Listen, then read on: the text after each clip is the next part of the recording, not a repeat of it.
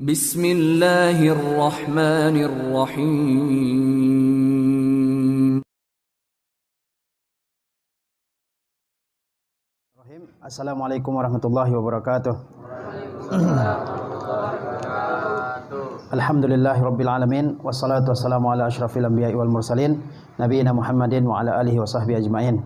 Segala puja dan puji syukur senantiasa kita aturkan kehadirat Allah tabaraka wa taala yang senantiasa memberikan nikmatnya kepada kita semua. Kemudian salawat berserta salam selalu kita kirimkan buat Nabi kita tercinta Muhammad sallallahu alaihi wasallam serta keluarga, para sahabat, tabi'in serta orang-orang yang senantiasa mengikuti sunnah Rasulullah sallallahu alaihi wasallam di dalam kehidupan.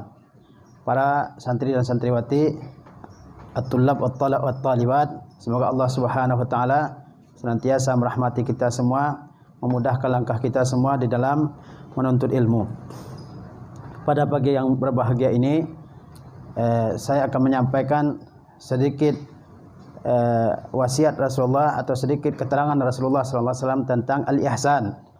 Dalam sebuah hadis Rasulullah sallallahu alaihi wasallam ditanya oleh Jibril alaihi salam tentang makna al-iman, tentang makna al-Islam, kemudian juga tentang al-ihsan. Kata Jibril kepada Nabi sallallahu alaihi wasallam, "Fa akhbirni 'anil ihsan." Engkau terangkanlah kepadaku tentang makna ihsan.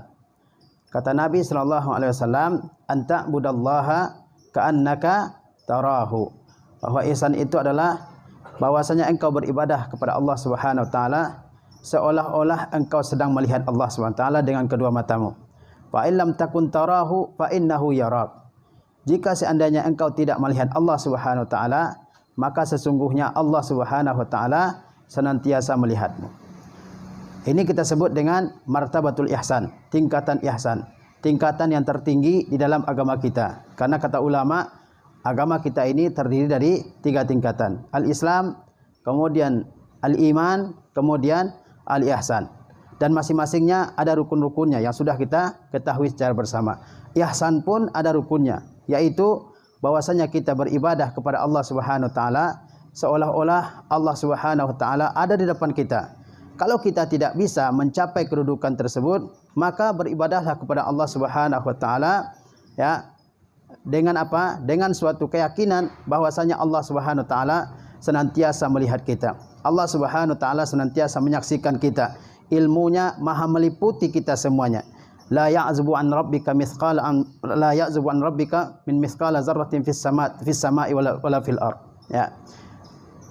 Jadi tidak ada sesuatu yang hilang dari ilmu Allah Subhanahu wa taala, baik sebesar zarrah di langit maupun di bumi. Ini adalah suatu hal yang sangat penting bagi kita semua. Kalau kita merasa menyadari bahwa Allah Subhanahu wa taala senantiasa melihat, memantau, mengawasi, mendengar semua ucapan kita, maka kita akan beribadah kepada Allah Subhanahu wa taala dengan sebaik-baiknya. Tidak bermain-main di dalam beribadah, dalam melakukan amal saleh dan ketaatan kepada Allah Subhanahu wa taala. Al-ihsan ada 2 macam, yaitu al-ihsan fil ibadah, ihsan dalam beribadah kepada Allah Subhanahu wa taala, yaitu mengerjakan segala bentuk ibadah hanya kepada Allah Subhanahu wa taala. Tatkala kita mengerjakan salat, kita salat hanya untuk Allah Subhanahu wa taala, bukan untuk yang lain. Tatkala kita berpuasa hanya untuk Allah Subhanahu wa taala. Tatkala kita tilawah Al-Qur'an, membaca Al-Qur'anul Karim, kita membaca hanya semata-mata karena Allah Subhanahu wa taala. Tatkala kita diberikan kesanggupan oleh Allah Subhanahu wa taala untuk melaksanakan ibadah umrah atau haji, kita melaksanakan umrah dan haji semata-mata karena Allah Subhanahu wa taala. Termasuk di antara makna ihsan dalam beribadah juga adalah kita menjauhi segala bentuk kesyirikan, bid'ah di dalam beribadah. Kita jauhi segala bentuk kesyirikan di dalam beribadah kepada Allah Subhanahu wa taala. Karena ibadah apapun yang bercampur dengan kesyirikan, ibadah tersebut akan gugur, akan tidak ada gunanya di sisi Allah Subhanahu wa taala. La in asyrakta la yahbatanna 'amaluk. Jika engkau wahai Muhammad melakukan kesyirikan dalam ibadah, maka akan gugur segala ibadahmu. Di antara bentuk al-ihsan di dalam ibadah adalah bahwasanya kita senantiasa menyempurnakan setiap rukun, setiap syarat, waktunya kita perhatikan di dalam melaksanakan ibadah tersebut. Misalnya ibadah solat. Bagaimana ihsan dalam ibadah solat? ihsan dalam ibadah salat, pertama perhatikan waktunya. Waktunya ada untuk setiap masing-masing ibadah. Salat kita 5 waktu, ada waktunya. Maka kerjakan ibadah tersebut tepat pada waktu yang telah ditentukan oleh Allah Subhanahu wa taala. Inna salata kanat 'alal mu'minina kitaban mauquta. Sesungguhnya salat itu telah ditentukan waktunya bagi orang-orang yang mukmin sebagai suatu ketentuan yang sudah pasti. Begitu juga penuhi rukun-rukunnya, syarat-syaratnya, sunnah-sunnahnya, adab-adabnya, dan penuhi khusyuknya, khudu'nya, ketundukan di dalam mengerjakan salat. Jauhi segala bentuk bermain-main di dalam mengerjakan salat. Ya, bermain-main dengan kuku, bermain-main dengan pandangan, bermain-main dengan ya kaki dan seterusnya, atau dengan gerakan-gerakan di luar gerakan salat. Ini semuanya termasuk dalam al-ihsan fil ibadah, berbuat baik di dalam ibadah. Tatkala membaca Al-Qur'an, laksanakan al-ihsan dalam membaca Al-Qur'an ini. Baca dengan khusyuk, baca dengan tartil, baca dengan adab, maknai setiap apa yang kita baca dan seterusnya. Ini namanya al-ihsan fil ibadah, berbuat baik di dalam beribadah. Dan ini yang dituntut dari seorang hamba, dan ini yang diminta dari seorang hamba, di mana dia beribadah kepada Allah Subhanahu wa taala dalam keadaan yang sempurna. Jangan beribadah semau kita. Jangan beribadah sesuka hati kita. Saya maunya begini, saya sukanya begini, ya. Atau memilih yang ringan-ringan, yang paling ringan dalam ibadah tersebut, padahal kita bisa melakukan yang lebih baik, yang lebih sempurna. Ya, Allah Subhanahu wa taala tidak melihat banyaknya ibadah yang kita kerjakan. Tapi yang Allah lihat adalah amal yang terbaik yang dikerjakan oleh seorang hamba. Maka kita jangan berpikir bagaimana supaya ibadah saya banyak. Yang harus kita lakukan adalah bagaimana supaya ibadah saya tersebut adalah ibadah yang terbaik. Yang dalam Al-Quran Allah mengatakan apa? Allazi khalaqal mauta wal hayata liyabluwakum ayyukum ahsanu amala. Allah yang telah menciptakan kalian. Allah yang telah menciptakan kehidupan dan kematian. Untuk apa? Liyabluwakum, untuk menguji kalian. Siapa di antara kalian yang paling baik amalnya atau yang paling banyak amalnya? Allah inginkan dari kita apa? Ayyukum ahsanu amala. Siapa di antara kalian yang paling baik amalnya, bukan yang paling banyak amalnya. Allah tidak mengatakan ayyukum aktsaru amala. Allah tidak mengatakan Allah ciptakan kehidupan kematian supaya Allah menguji kalian, siapa di antara kalian yang paling banyak amalnya. Tapi Allah katakan Allah ciptakan kehidupan kematian karena Allah ingin menguji kalian siapa yang terbaik amalnya di antara kalian. Yang terbaik, bukan yang terbanyak, ya. Bagaimana ibadah saya atau ibadah kita menjadi ibadah yang terbaik? Ulama mengatakan ada 2 syaratnya. Yang pertama al-ikhlasu fi adaiha, yaitu ikhlas dalam menunaikan setiap ibadah yang kita kerjakan. Yang kedua mutaba'atur Rasul sallallahu alaihi wasallam, mengikuti Rasulullah sallallahu alaihi wasallam. Ya. Ikhlas karena Allah Subhanahu wa taala, motivasi, dorongan untuk mengerjakan ibadah tersebut hanya karena Allah Subhanahu wa taala, hanya karena mengharapkan ridha dari Allah Subhanahu wa taala, hanya karena mengharapkan ganjaran dan pahala dari sisi Allah Subhanahu wa taala. Ini yang pertama. Yang kedua, bahwa dia harus mengikuti setiap ibadah tersebut sesuai dengan apa yang dicontohkan oleh Rasulullah SAW. Penting bagi kita untuk mempelajari bagaimana Rasulullah SAW mengerjakan suatu ibadah, sehingga kita bisa mencontohnya. Jangan ikuti orang lain, belum tentu dia benar. Ya, belajarlah bagaimana cara Rasulullah SAW melaksanakan ibadah, sehingga kita bisa melaksanakan ibadah sesuai dengan yang dicontohkan oleh Rasulullah SAW. Belajar. Tidak bisa mengikuti orang lain, belum tentu yang kita ikuti itu adalah benar. Jangan-jangan dia juga mengikuti orang lain, yang diikuti adalah orang yang salah. Ya, ini penting bagi kita semua. Jadi ibadah kita menjadi ibadah yang terbaik adalah dengan ikhlas karena Allah Subhanahu wa taala dan dengan mengikuti Rasulullah SAW. Jika satunya saja yang ada, orang ikhlas tapi tidak mengikuti sunnah Rasulullah SAW, maka ibadahnya tidak diterima oleh Allah Subhanahu wa taala. Ya, begitu juga sebaliknya, orang ibadahnya luar biasa, ya, mencontoh Rasulullah SAW tetapi tidak ikhlas, tidak diterima oleh Allah Subhanahu wa taala. Ada 2 hadis yang menjadi timbangan bagi amal seorang hamba. Timbangan yang zahir dan timbangan yang batin. Timbangan yang batin yaitu niatnya.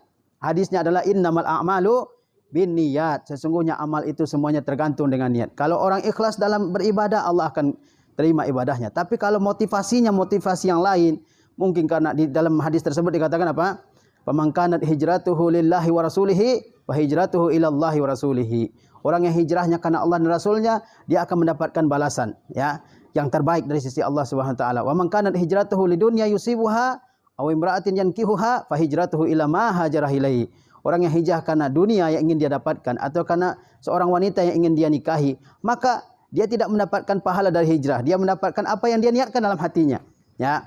Ini hadis pertama menjadi timbangan seorang, amal seseorang. Yang kedua apa? Hadis Aisyah dalam Al-Arba'in, man ahdasa fi amrina haza ma laisa minhu fahuwa raddun. Man amila amalan laisa alaihi amruna fahuwa raddun. Barang siapa yang mengada-ngada suatu ibadah dalam agama ini, maka ditolak oleh Allah Subhanahu wa taala. Ini timbangan yang zahirnya, timbangan yang batinnya. Jadi dalam ibadah yang kita kerjakan ini ada dua timbangan. Timbangan batinnya adalah hadis innamal a'malu binniyat. Timbangan zahirnya adalah hadis man amila amalan laisa alaihi amruna fahuwa radd. Maka ukurlah setiap ibadah kita dengan dua ukuran ini. Apakah saya ikhlas? Yang kedua, apakah saya mengikuti Rasulullah sallallahu alaihi wasallam? Ini makna ihsan dalam beribadah kepada Allah Subhanahu wa taala. Di antara ihsan juga adalah al-ihsan ila khalqillah, berbuat baik kepada makhluk Allah Subhanahu wa taala, kepada para pemimpin kita. Ada kewajiban berbuat baik kepada mereka. Dengan pemimpin tertinggi dalam negara kita, kita punya kewajiban untuk taat kepadanya selama disuruh taat dalam kebaikan. Tidak boleh menghinanya, merendahkannya, membuat tulisan-tulisan yang bernada penghinaan terhadap pemimpin kita. Kita wajib menaatinya dalam kebaikan. Kemudian tidak menghasut orang lain agar ya menentang, memprovokasi orang lain agar melakukan ya penentangan-penentangan terhadap penguasa. Ini tidak dibolehkan di dalam akidah Ahlussunnah wal Jamaah. Ada ihsan kepada kedua orang tua kita dengan menaati perintah keduanya, ya, mendoakan keduanya, kemudian mengasihi keduanya, menghormati kedua orang tua kita, ya, melaksanakan apa yang diperintahkan oleh kedua orang tua kita, mendoakan kedua orang tua kita, ya, menghargainya dan seterusnya.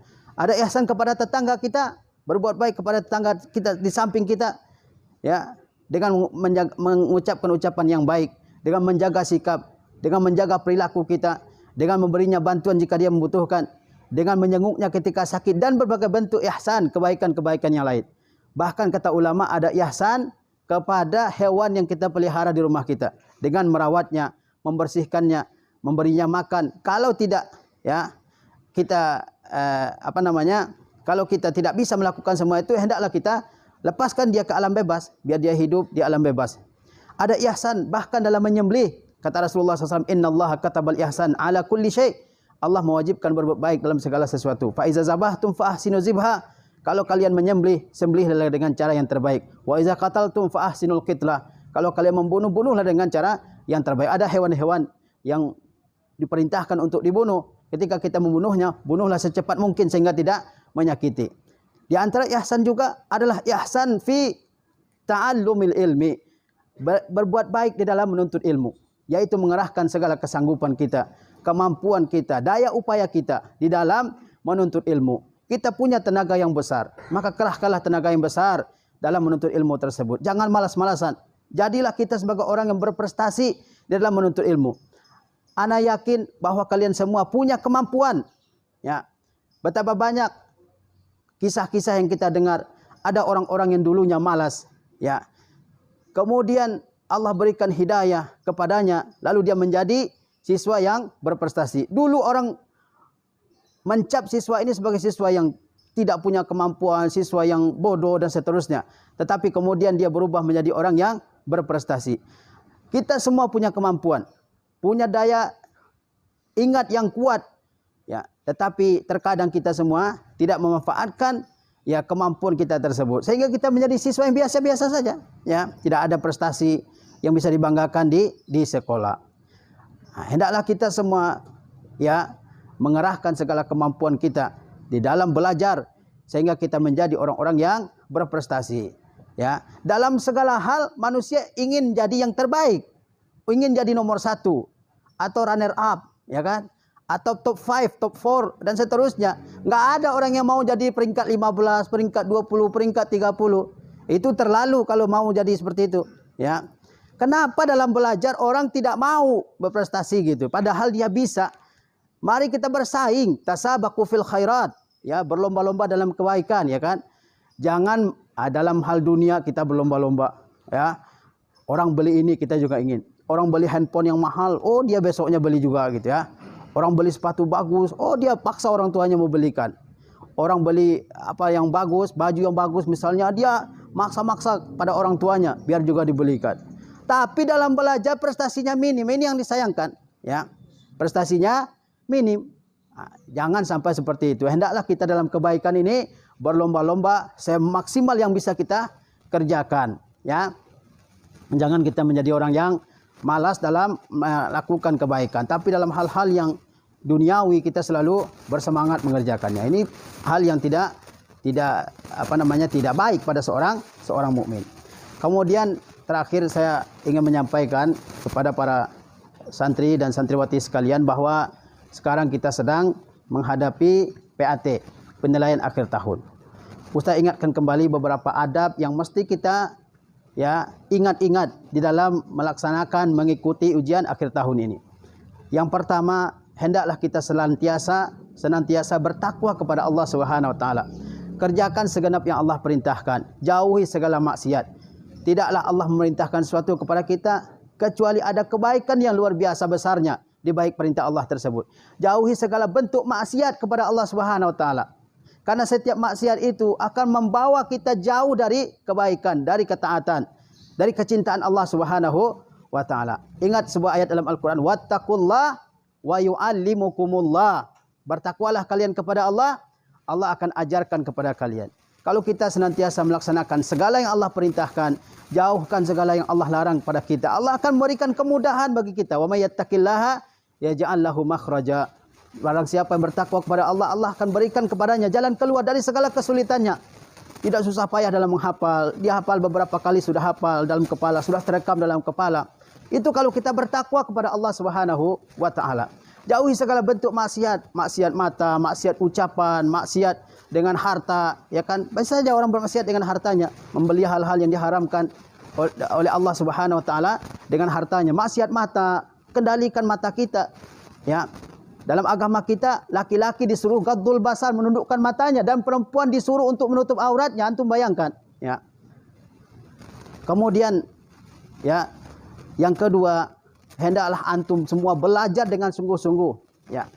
Ilmu tidak dapat, ya, diperoleh oleh seseorang dengan malas-malasan. Yahya Ibnu Abi Katsir mengatakan, lan tanalul ilma birahatil jismi. Kalian semua tidak akan mendapatkan ilmu kalau kalian bermanja-manja, berleha-leha, banyak tidur, banyak ngobrol, buku gak dibaca, ya kan? Ngobrol dari maghrib sampai jam 1 malam, tapi bukunya gak dibaca sama sekali. Besok ada ujian. Bagaimana mau nilainya akan bagus, ya? Lan tanalul ilma birahatil jismi. Kita harus berkorban. Orang mau apa saja dalam kehidupan di dunia ini, mesti ada pengorbanannya. Antum lihat orang yang mau jadi dokter, 7 tahun dia kuliah. Begitu berat perjuangannya. Dia korbankan waktu tidurnya, dia korbankan hartanya, dia korbankan kesenangannya. Dia mungkin ingin main-main, ingin santai dengan teman-temannya, tapi dia terus belajar. Ya. Ini yang kita ingin dapatkan adalah surga Allah Subhanahu wa taala. Maka perjuangan kita harus lebih berat, harus lebih bersemangat daripada mereka. Karena surga Allah itu mahal. Ala inna sil'atallahi ghaliyah. Wa inna sil'atallahi hiyal jannah. Ketahuilah bahwa barang dagangan Allah itu mahal dan barang dagangan Allah itu adalah surga. Berikan, ya, haknya pelajaran kita itu. Baca, pelajari, diskusi dengan teman, jawab pertanyaan-pertanyaannya. Jangan dianggap mudah. Jangan dianggap mudah. Buktinya apa? Bahwa pelajaran itu tidak mudah. Buktinya kita tidak semua orang bisa berprestasi dalam pelajaran tersebut. Ada yang bisa jawab, ada yang tidak. Jangan dianggap enteng pelajaran tersebut. Ya. Pelajaran itu adalah untuk level kalian.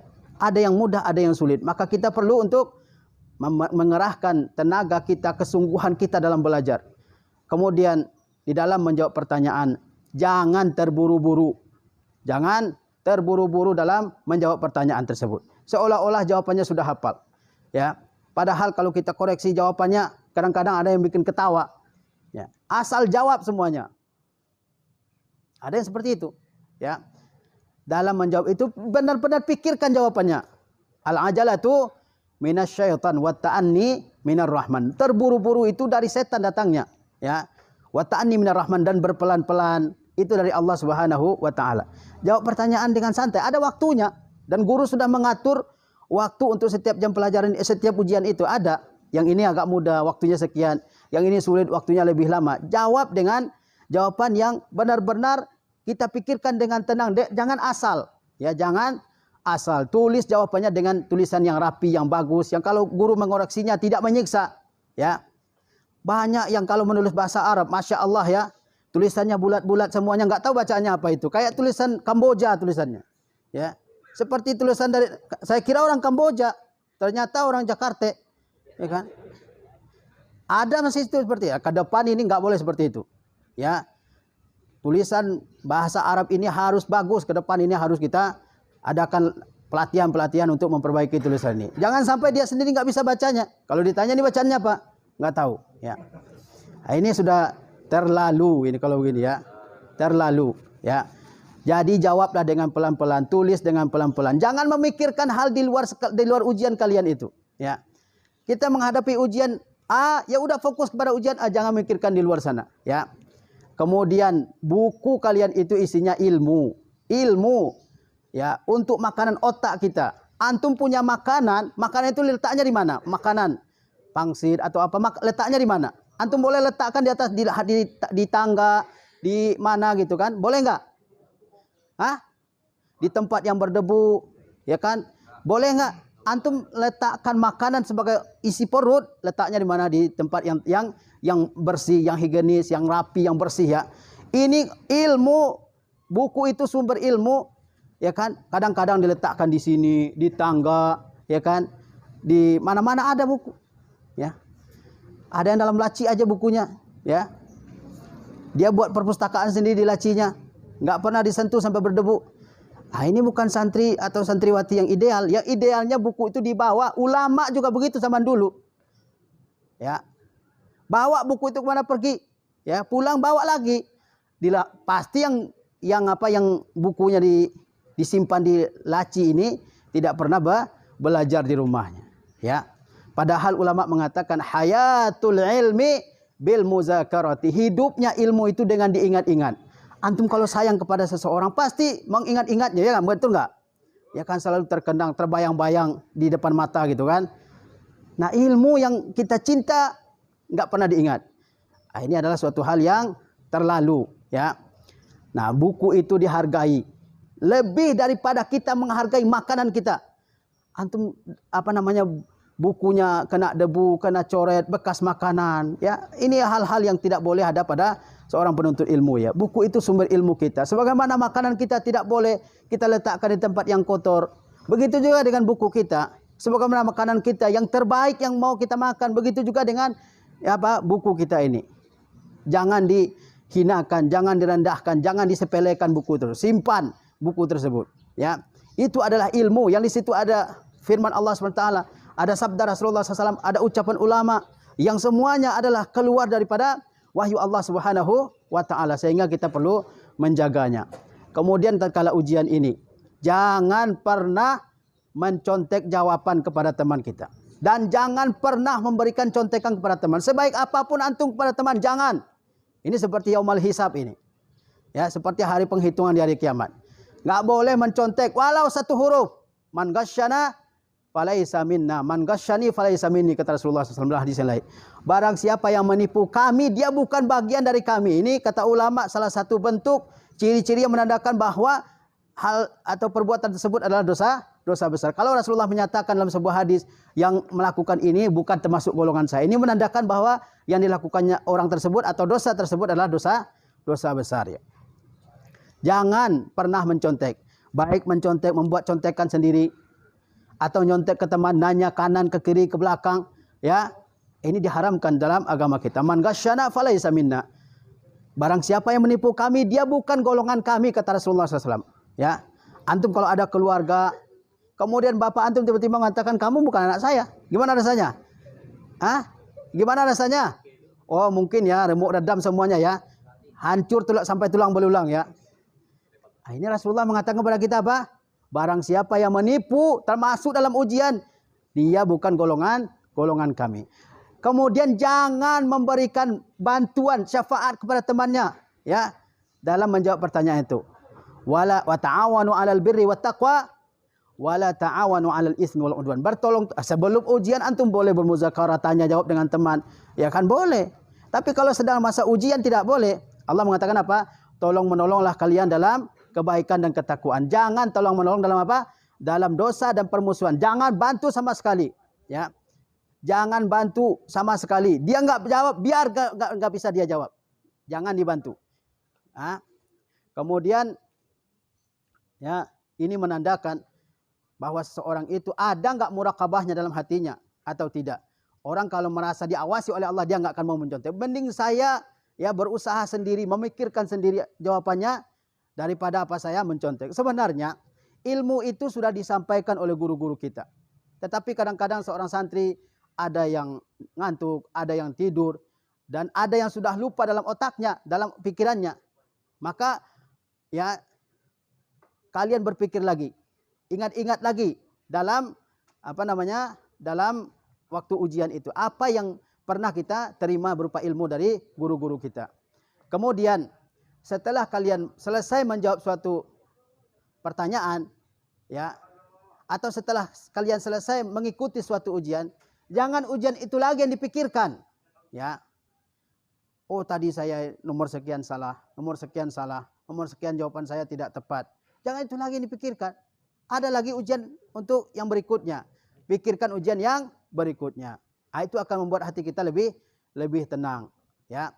Kemudian banyak-banyaklah berdoa kepada Allah Subhanahu wa taala.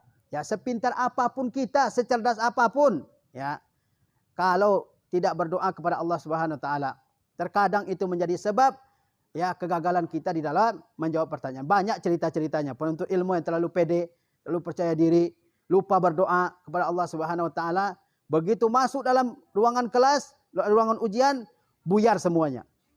Ya, berdoa kepada Allah Subhanahu wa taala. Mohon agar Allah Subhanahu wa taala memberikan kemudahan bagi kita di dalam menjawab pertanyaan. Mohon kepada Allah Subhanahu wa taala agar ingatan kita dikuatkan oleh Allah Subhanahu wa taala, ya.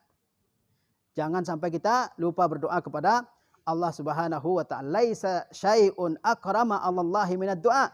Tidak ada sesuatu yang lebih mulia di hadapan Allah Subhanahu wa taala daripada doa-doa apapun, ya. Dalam keadaan apapun kita senantiasalah berdoa kepada Allah Subhanahu wa taala. Ini beberapa nasihat yang penting untuk Ustaz sampaikan sebelum kita mengikuti ujian PAT. Terakhir, kun mutafawwiqan. Jadilah orang yang berprestasi, orang yang peringkat 1, peringkat 2, peringkat 3, jangan peringkat terakhir, ya kan? Sungguh menyedihkan, antum sendiri enggak mau melihat rapor antum, ya. Kalau di peringkat terakhir, ya udahlah, tutup aja, buang aja. Malu kita, ya. Oleh sebab itu jadilah yang pertama. Kalau antum pertama, kedua, antum bangga di depan keluarga. Ketika ditanya, antum peringkat berapa? Oh, 1, peringkat 2, Masya Allah, ya. Tapi kalau peringkat terakhir, nunduk aja begini, ya kan? Malu jawabnya itu, ya. Wassallallahu ala nabiyina Muhammad wa ala alihi washabihi wasallam.